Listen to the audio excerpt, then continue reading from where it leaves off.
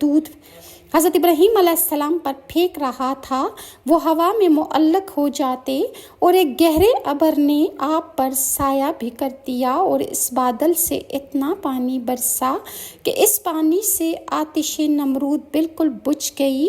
और उसका वज़ीर हामान इस बुलंद मीनार पर चढ़कर बआवाज़ बुलंद कहने लगा, ए इब्राहीम, यानी नेक रास्त नेक है परवरदिगार तुम्हारा कि ऐसी आग से उसने तुम्हें निजात बख्शी और तमाम आलम में तुम्हें बचा डाला। नमरूद ने कहा, ए इब्राहीम, तेरा खुदा बड़ा बुजुर्ग है कि उसने शदीद शोला मारती हुई आग से तुझे महफूज रखा। और ये कहता हुआ नमरूद मरदूद अपने घर चला गया और चंद रोज़ इसी फ़िक्र में रहा और किसी से कुछ ना बोला।